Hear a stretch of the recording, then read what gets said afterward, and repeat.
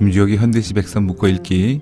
이번 시간은 조지훈 시인의 낙화를 함께 감상하겠습니다. 왜 시인들이 얼마나 섬세한 반응을 가지고 있나를 지금 구경하고 있는 중입니다. 우리 이형기의 낙화라는 시도 감상했습니다. 이형기의 낙화는 꽃잎이 떨어지는 것을 인간의 삶에 비유하자면 청춘이나 사랑과 이별하는 것과 마찬가지다, 이렇게 대응시킨 시였다면, 조지훈의 낙화는 그것이 무엇을 상징하는 것이라기보다는 낙화 자체의 아름다움에 주목하고 그 낙화에 대해서 느낀 정서를 표현한 시입니다. 어떤 내용인지 들어보시죠. 낙화, 조지훈. 꽃이 지기로 서니 바람을 탓하랴.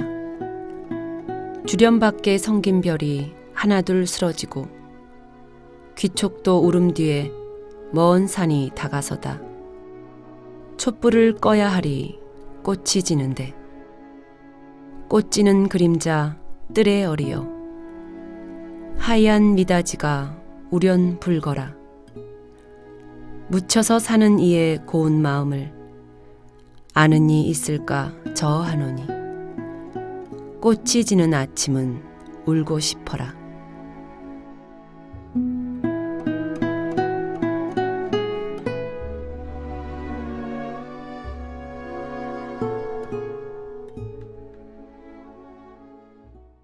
우리는 보통 어떤 아름다움이 지속되는 아름다움이어도 그것을 쉽게 관찰하거나 느끼지 못하는 경우가 많지요. 하늘이 늘상 우리 머리 위에 푸른 하늘이 아름답게 떠 있지만 하늘이 아름답다 이렇게 느끼지 못하고 지나가는 날도 굉장히 많지 않습니까?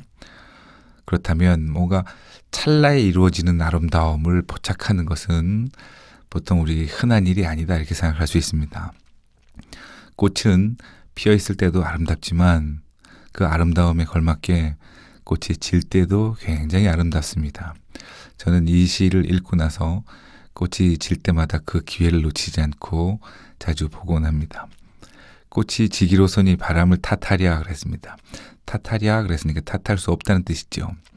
아, 이렇게 아름다운 꽃이 지는 것은 바람이 불어서 너 때문이야, 이렇게 하지 못한다는 거예요. 왜?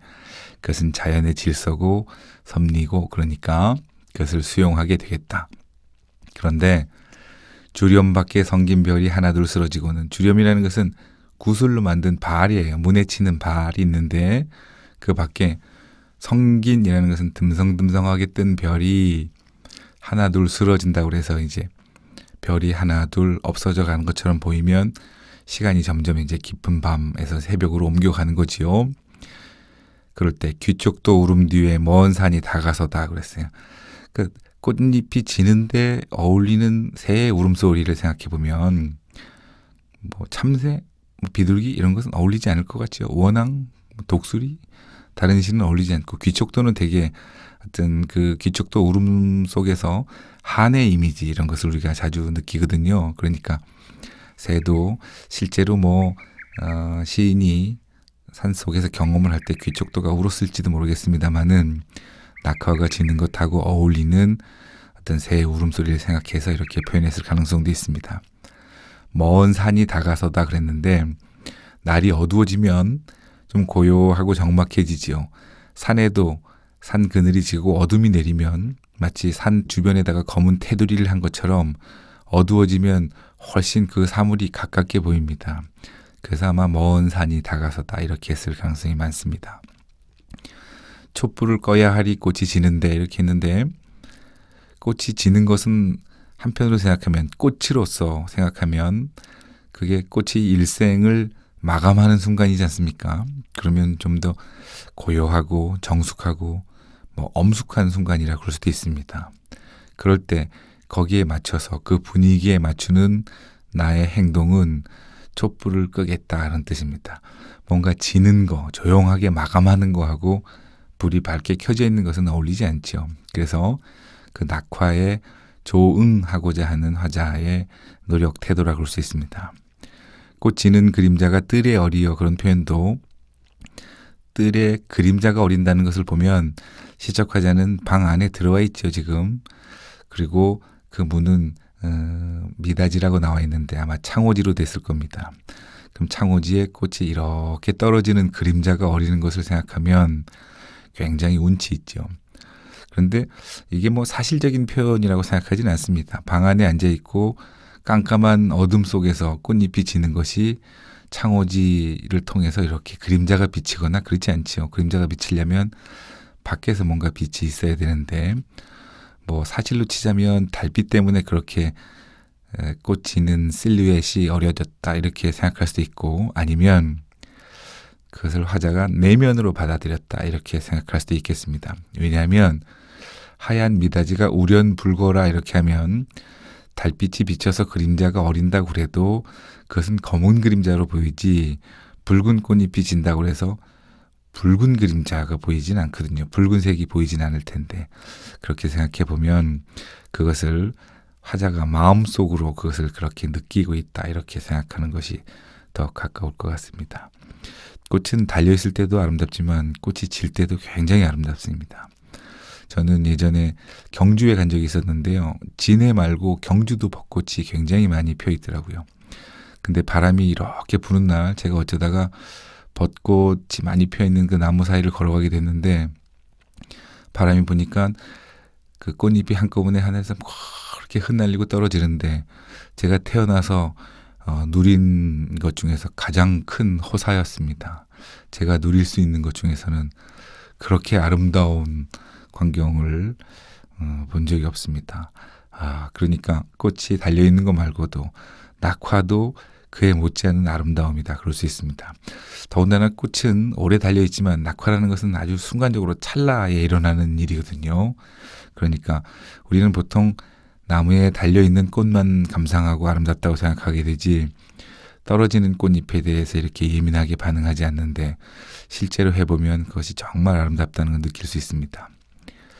그럼 이렇게 감상하는 사람은 누군가 그랬더니, 묻혀서 사는 이의 고운 마음을 아는 이 있을까 저하노니 그랬어요. 이 사람은 속세에서 떠나서 자연 속에서 묻혀서 사는 사람인가 봐요. 그래서 이런 것을 아는 사람이 있을까 저하노니, 저한다는 것은 두려워하다, 염려하다 이런 뜻이거든요.